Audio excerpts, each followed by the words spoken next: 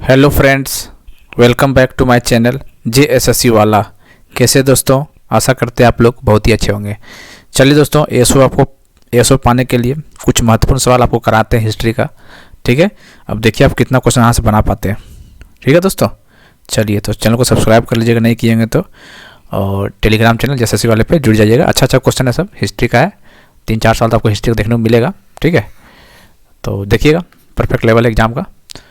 ठीक है, चलिए 44 तक हम लोग कर लिए थे ना कल। चलिए हम लोग 45 से करेंगे।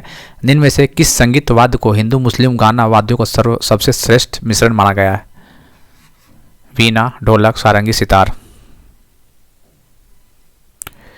निम्न में से किस संगीत वाद्य को हिंदू मुस्लिम गाना वाद्यों को सबसे श्रेष्ठ मिश्रण माना गया है? तो इसका आंसर होगा सितार। क्या होगा दोस्तों? सितार होगा। इसका आंसर 45 का क्या हो जाएगा? डी हो जाएगा। ठीक है ना। चलिए, निम्नलिखित युग में से कौन सा एक सही सुमेलित नहीं है? बताइए, एक गलत है, बाकी सब से एक गलत है। देख लेते हैं कौन सा गलत है। Jahangir, Williams, Hawkins. बताइए, हॉकिंस जहांगीर के टाइम बिल्कुल सही है। विलियम हॉकिंस ठीक है।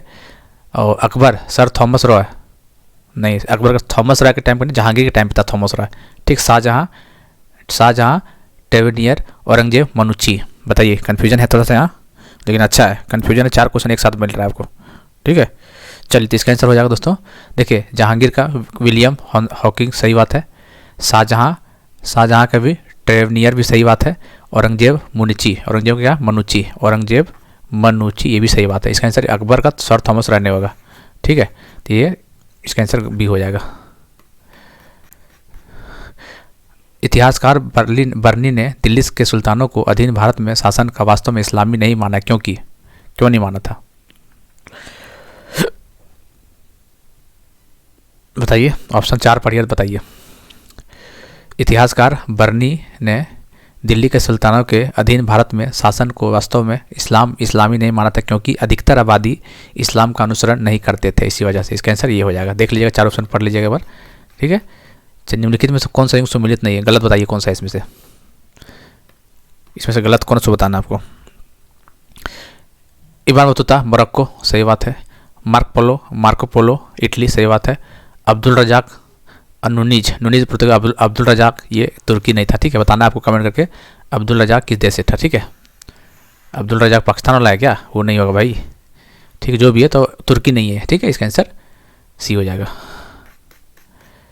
ये बताइए, निम्नलिखित में से कौन सा राजपूत राजा संगीत का एक पुस्तक को लेखक के रूप में जाना जाता है? जयचंद। ठीक है, आगे देख लेते हैं। पहला ऑप्शन जयचंद है। ठीक है, दूसरा पृथ्वीराज चौहान, तीसरा राणा कुंभा, चौथा मान सिंह। ठीक है, क्या बोला क्वेश्चन में? बताइए। इसका आंसर हो जाएगा राणा कुंभा हो जाएगा। ठीक है, क्वेश्चन देख लीजिए एक बार, फिर से एक बार। कहाँ गया? ये देखिए, निम्नलिखित में से कौन सा राजपूत राजा संगीत पर एक पुस्तक के लेखक के रूप में जाना जाता है? ठीक है, तो ये राणा संघा हो जाएगा। इसका आंसर क्या हो जाएगा? राणा कुंभा। अबुल फजाल की मृत्यु इनमें से किसके कारण हुआ था? अबुल फजाल काफ़ी चर्चित नाम है, तो इसकी मृत्यु किसके कारण हुआ था, ये क्वेश्चन पूछा हुआ है। शाहजादा सलीम, अब्दुल रहीम खान, शाहजादा मुराद, शाहजादा दानियाल। शाहजादा सब में देख सकते हैं, शाहजादा। तो अबुल फजल की जो मृत्यु था किसके कारण हुआ था? शाहजादा सलीम। ठीक है, याद रखना, सलीम। ठीक है दोस्तों, पहला ऑप्शन हो जाएगा इसका आंसर। 50 का ये हो जाएगा। निम्नलिखित में से किसे पेरिस का रॉयल एशियाटिक सोसाइटी की सदस्यता प्रदान की गई थी?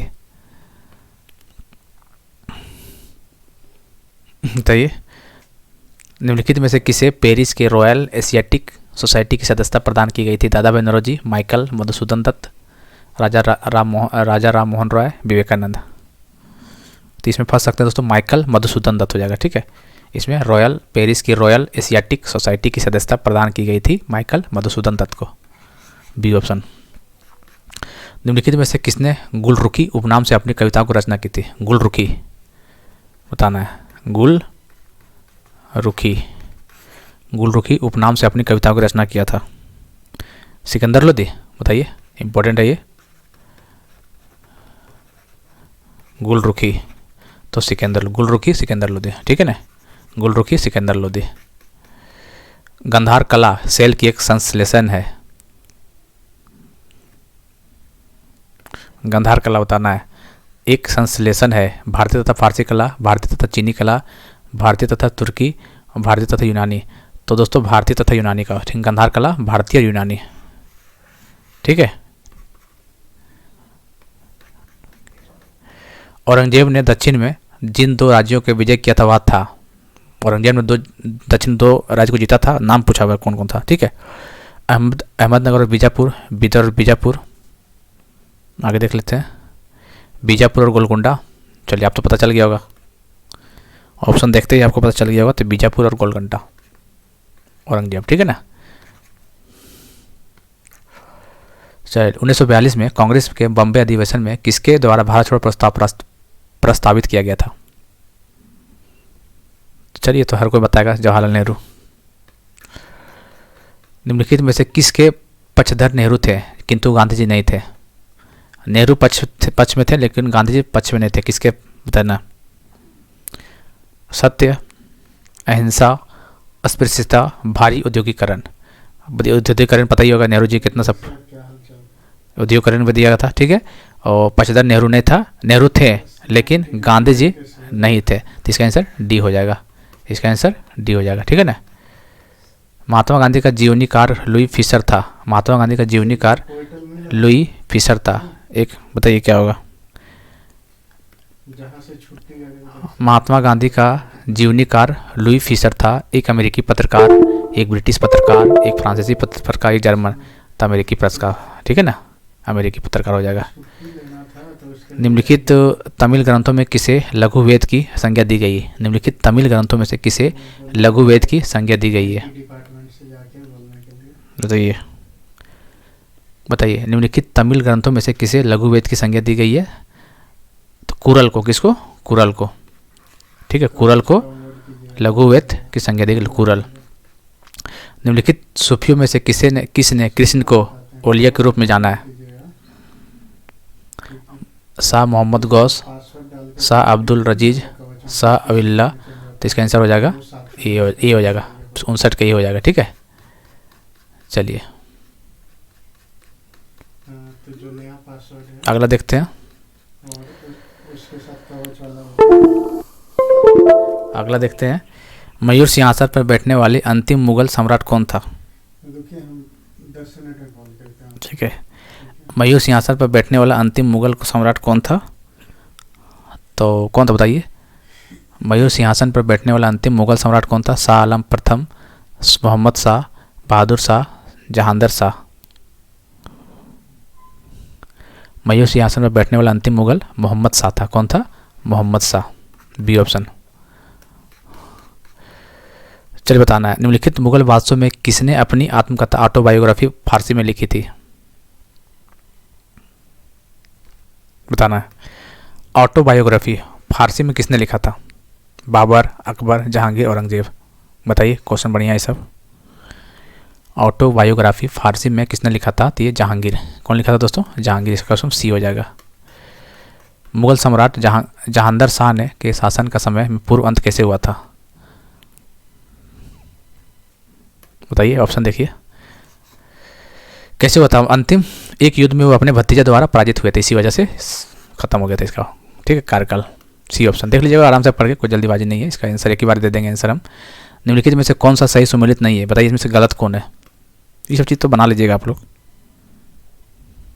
चलिए, तो इसका आंसर क्या हो जाएगा? बाबर, खानवा का युद्ध, बाबर, ठीक है। हुमायूं, हुमायूं चौसा, हुमायूं शेरशाह सूरी चौसा, ठीक है ये भी। अकबर हल्दी घाटी का युद्ध, ठीक है। जहांगीर बल्ख का युद्ध, ये गलत हो जाएगा, ठीक है। इसका आंसर ये डी हो जाएगा। निम्नलिखित 4 वेदों में से किसने जादुई, माया और वशीकरण का वर्णन है? ऋग्वेद, यजुर्वेद, अथर्ववेद और सामवेद। तो अथर्ववेद में जादू में अथर्ववेद हो जाएगा, ठीक है। 64 का सी। ये बताइए, हुमायूं द्वारा लड़े गए 4 प्रमुख युद्ध का तिथि अनुसरण सही क्रम। हुमायूं द्वारा कौन लड़ा था बताइए? चौसर, कन्नौज तो पता ही होगा सबको, ठीक है। तो पहले कौन है? हुमायूं, क्या नाम हुमायूं का है ना। चलिए तो देखिए यार, बताइए ज़रा। 4 प्रमुख युद्ध का तिथि अनुसार सही करना है। देवरा, ठीक है, फिर चौसा, फिर कन्नौज, फिर सरहिंद। 4 आ जाएंगे, ठीक है। कौन होगा? देवरा, चौसा, कन्नौज, सरहिंद, हुमायूं का द्वारा। ठीक, बहुत अच्छा क्वेश्चन है। चौथा नंबर डी हो जाएगा इसका आंसर। औरंगजेब की मृत्यु के समय मराठा नेतृत्व किसके हाथ में था? जब औरंगजेब का मृत्यु हो गया था उसमें मराठा में शासन कौन कर रहा था, बताइए। औरंगजेब की मृत्यु के समय संभाजी, राजा राम, जीजाबाई, ताराबाई। औरंगजेब की मृत्यु के समय मराठा नेतृत्व किसके हाथों में था, बताइए। क्या हो जाएगा? ताराबाई, ठीक है ना। इसका आंसर डी हो जाएगा।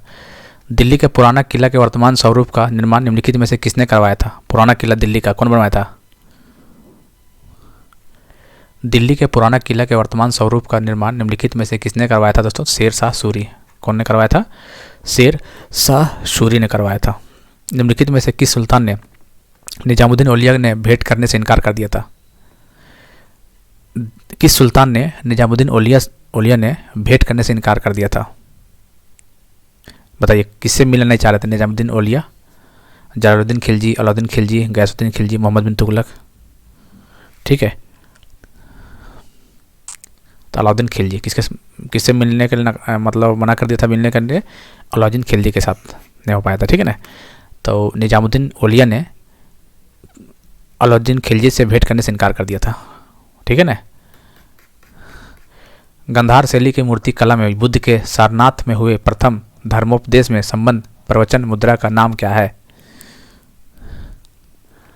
बताइए।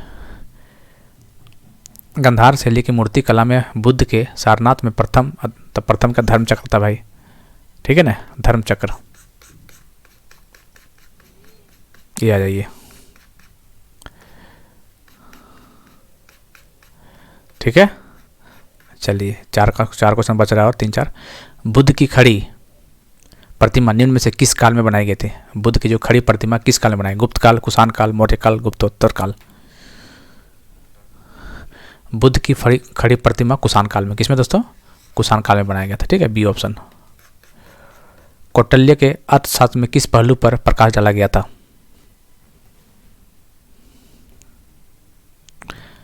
बताइए, कौशल्य के अर्थशास्त्र में किस पहलू पर प्रकाश डाला गया था? आर्थिक जीवन, राजनीतिक नीतियाँ, धार्मिक जीवन, सामाजिक जीवन। कौटिल्य के अर्थशास्त्र में राजनीतिक नीतियाँ, ठीक है, पॉलिटिकल पॉलिसी, ठीक है, राजनीतिक नीतियाँ में प्रकाश डाला गया था। 71 के बी हो जाएगा। पाटलिपुत्र में स्थित चंद्रगुप्त का महल मुख्यतः बना था ईंटों का, पत्थर का, लकड़ी का, मिट्टी का। पाटलिपुत्र में जो था चंद्रगुप्त का जो महल बना हुआ था दोस्तों, किससे बना था? ईंट का बना था। आप उससे महल बना ईंट से बनेगा? नहीं, पत्थर से भी नहीं था, मिट्टी से नहीं था, किससे? लकड़ी से बना था, ठीक है ना। 72 का पाटलिपुत्र में जो स्थित चंद्रगुप्त का महल था वो मुख्यतः लकड़ी से बना हुआ था। बिना बेगार के किसने सुदर्शन झील का जीर्णोद्धार कराया था? बताइए, बिना बेगार के किसने सुदर्शन झील का जीर्णोद्धार करवाया था दोस्तों? रुद्रदमन प्रथम। इसका आंसर डी हो जाएगा। निम्न में से किस वंश के साम्राज्य की सीमाएं भारत के बाहर तक फैली है? निम्न में से बहुत अच्छा क्वेश्चन है, किस वंश के साम्राज्य की सीमाएं भारत के बाहर तक फैला हुआ है? गुप्त वंश, मौर्य वंश, कुषाण वंश, चोल वंश। बताइए, किस वंश का जो साम्राज्य है जो भारत के बाहर तक फैला हुआ दोस्तों? तो कुषाण वंश, ठीक है, याद रखिएगा, कुषाण डायनेस्टी, ठीक है। चलिए, तो इतने क्वेश्चन दोस्तों। उम्मीद करते हैं ये क्वेश्चन सारा महत्वपूर्ण है और सारा आपको अच्छा भी लगा हुआ है। ऐसा बात मेरे बोलने से नहीं हो जाएगा, लेकिन ठीक है, आपको भी जरूर लगा होगा कि क्वेश्चन बढ़िया है और इस टाइप क्वेश्चन सचिवालय परीक्षा में डेफिनेटली पूछा जा सकता है। इसलिए छोटा वीडियो आपको दे रहे हैं ताकि आपको बाद में बर्डन ना पड़े, लोड ना पड़े, इसलिए डेली बेसिस पे देखिए, फ़ायदा ही होगा आपको। मिलते हैं अगले वीडियो में और इसका आंसर एक ही बार कंपाइल करके दे देंगे, टेंशन मत लेना आपको, ठीक है। फिलहाल अभी देखते जाइए वीडियो, बाकी एक बार दे देंगे कंपाइल करके, आप वहाँ से एक बार रिवीजन मार लीजिएगा, ठीक है। टेलीग्राम चैनल JSSC वाला है जिसका लिंक हम डिस्क्रिप्शन में दे देंगे।